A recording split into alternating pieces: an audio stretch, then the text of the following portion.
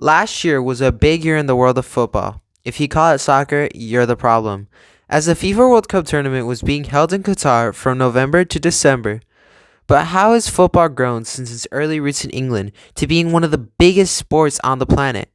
A better way to ask that question is, how has FIFA influenced the globalization of football in the past years? We asked and interviewed the JV and varsity football teams at Franklin High School, located in Northeast LA, in a small community named Highland Park.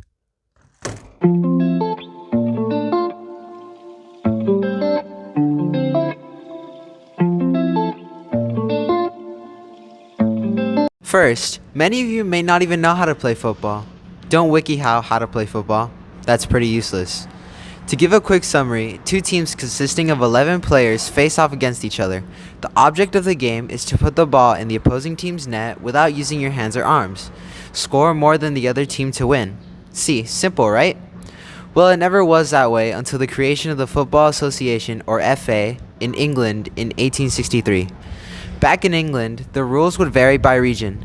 When the FA was created, a set of rules were implemented that all of England adopted, with the only outlier being Rugby London.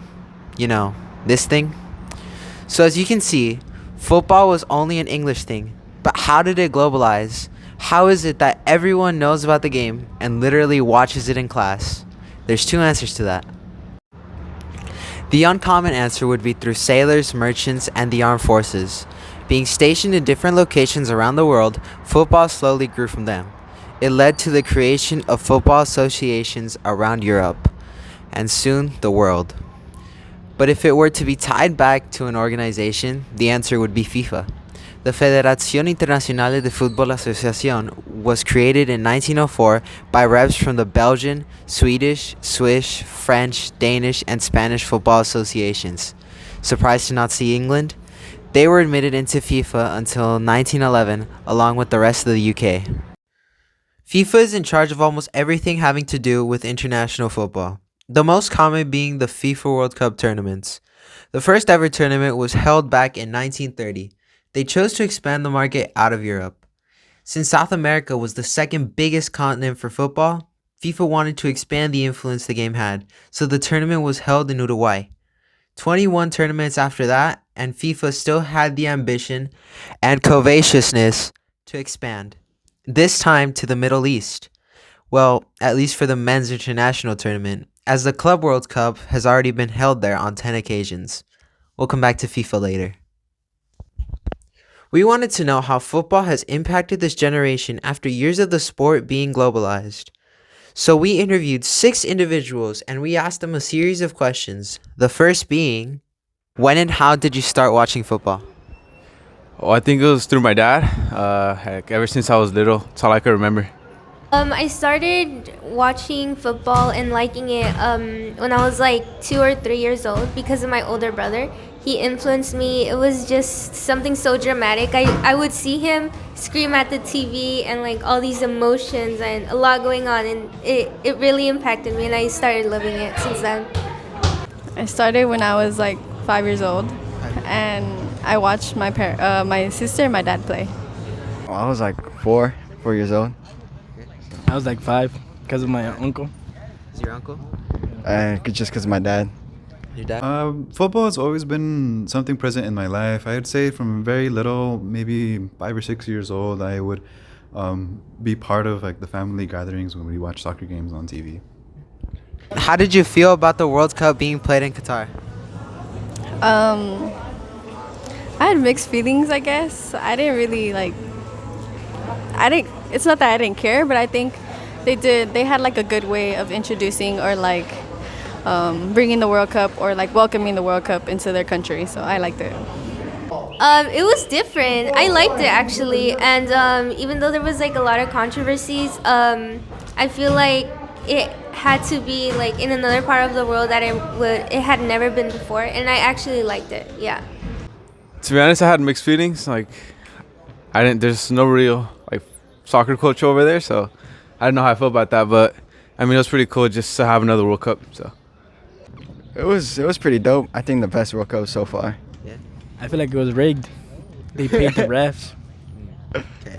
Ooh, so the FIFA World Cup in Qatar, I've had mixed feelings of it because even though I enjoy football and I love soccer, it's like a celebration of soccer worldwide. There are mixed feelings because Qatar, there's stories saying that Qatar won the raffle to host the World Cup in shady ways. And besides that, we know and there's evidence of human rights abuses in Qatar during the making of the stadiums. So that's why I've had mixed feelings. I still watch the soccer cup or the World Cup. Have you ever played the video game FIFA? Yes, I played it with my older brother. Not anymore though. It was FIFA 13, and it's been quite some time. It was with the PS3, so yeah. Oh, all the time. That's like the one game I play, you know. Which one did you start with? Oh, I think FIFA 14. 14. Oh, I started with 2014. 2014. I started with FIFA 15. 15. Of course. So FIFA, even though I don't play it as much, I do play with family and friends. I don't play it competitively. I do know though that it is an esport that people compete in right now. But yeah, I know about it. I've played it here and there. Do you remember which one you started with?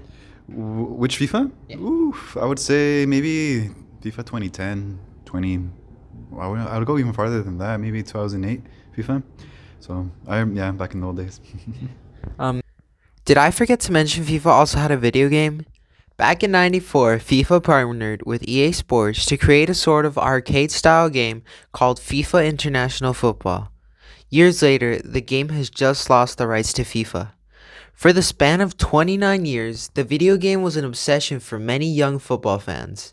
Having the latest version was always a privilege. I myself started with FIFA 15. When video game streaming became a big thing once the internet grew, the fan base got even stronger and even bigger. The current number of fans for the sport is estimated at 3.5 billion.